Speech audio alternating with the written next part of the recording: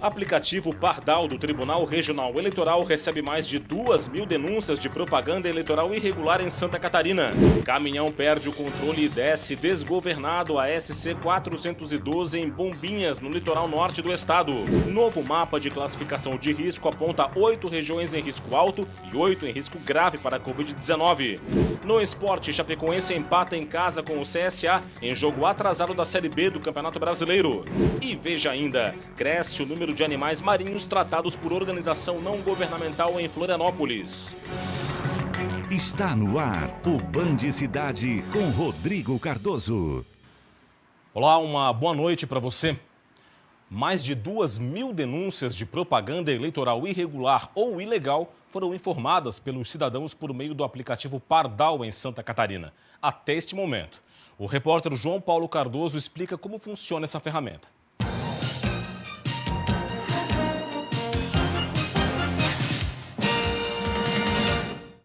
O aplicativo Pardal pode ser baixado no celular. A ferramenta possibilita ao cidadão informar irregularidades e ilegalidades identificadas nas propagandas eleitorais. Até o momento, cerca de 2.788 denúncias foram enviadas à Justiça Eleitoral. Nós recebemos muitas denúncias sobre utilização indevida de carro de som, também de utilização indevida de adesivos em carros e também colocação de placas em residências, especialmente. Antes de enviar uma denúncia por meio do aplicativo, o TRE recomenda que o cidadão consulte a cartilha de propaganda eleitoral para saber se a propaganda é permitida ou não. Nós recebemos tanto das propagandas que realmente são irregulares, como recebemos denúncias de propagandas que são regulares.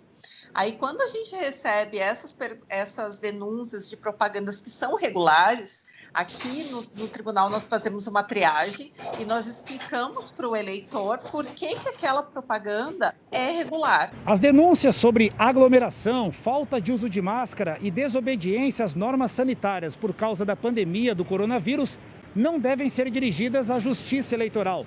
A responsabilidade de coibir estas irregularidades é da Vigilância Sanitária do município. Denúncias mais graves que envolvam crime eleitoral, abuso de poder político, econômico e uso indevido da máquina pública, os cidadãos devem encaminhar ao Ministério Público por meio do site do Tribunal Regional Eleitoral de Santa Catarina. A Rádio Band FM de Lages segue com as entrevistas com os candidatos a prefeito da cidade da Serra Catarinense. Ontem você viu a participação de Cleimon Dias, do PT.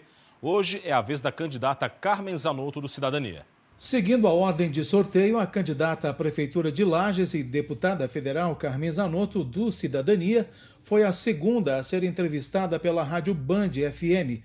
Por 30 minutos, ela procurou expor o plano de governo.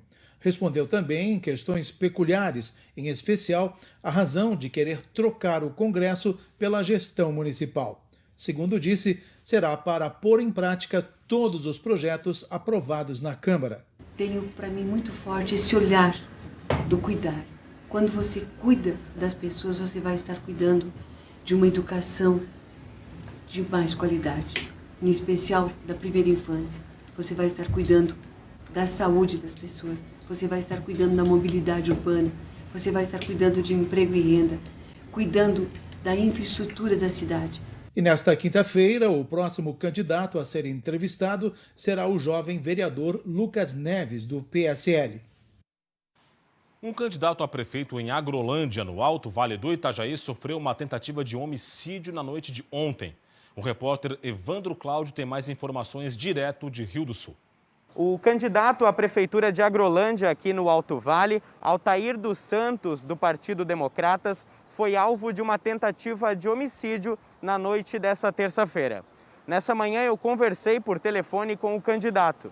Ele nos contou que estava a caminho do seu sítio, na localidade de Ribeirão das Pedras, em Agrolândia, por volta das 7 horas da noite, quando encontrou o caminho bloqueado por toras de madeira.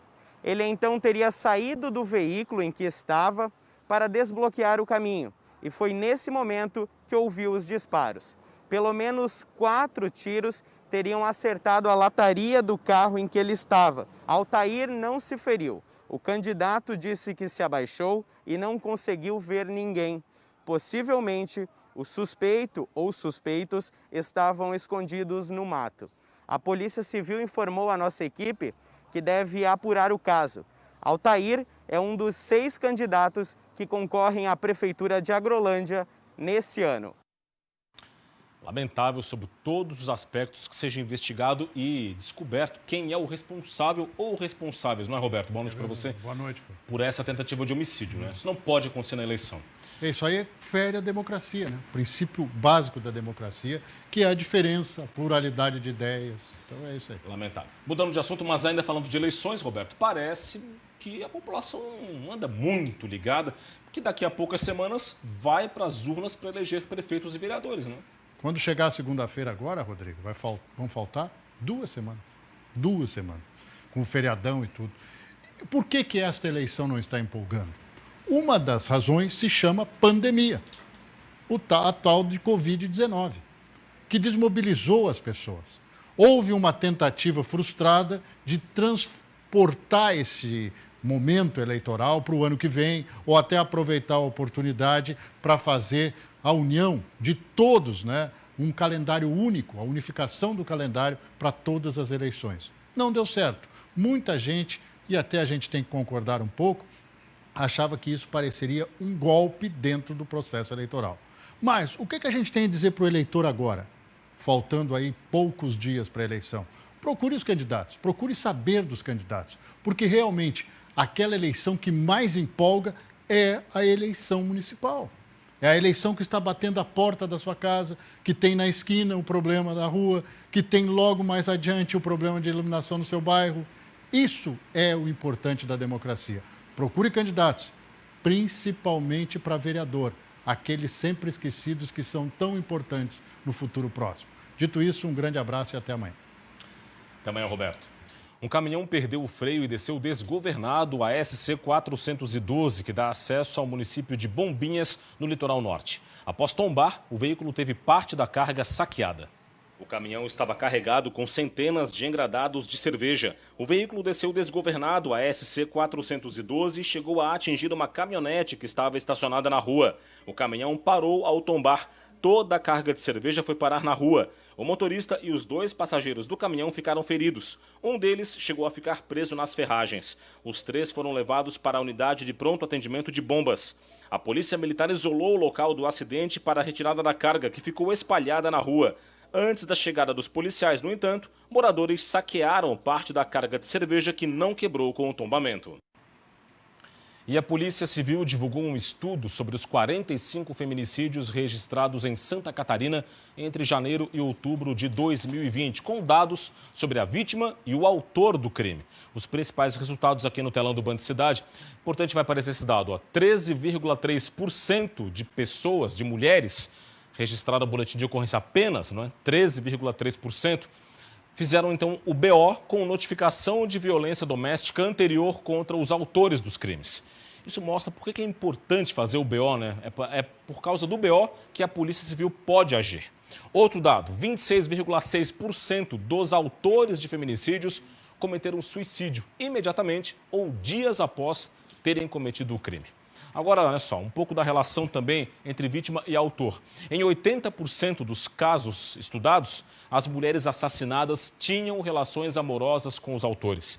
E em 26,6% destes casos, as vítimas também tinham filhos com os autores do crime. Na grande maioria, as mulheres vítimas de feminicídio eram jovens, tinham menos de 35 anos de idade.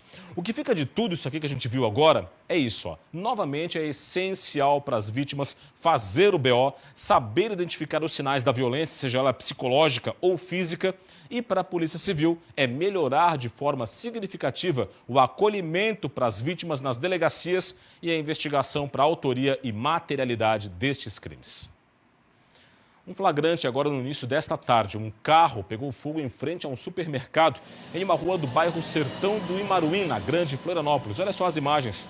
Os bombeiros foram acionados e controlaram este fogo. O veículo incendiou depois de apresentar problemas na parte elétrica. Apesar dos danos materiais, ninguém se feriu. No próximo bloco tem muito mais informação para você no Band Cidade. Para evitar aglomerações, a Prefeitura de Imbituba endureceu as medidas restritivas de combate à Covid-19. Os detalhes daqui a pouco. Eu volto já.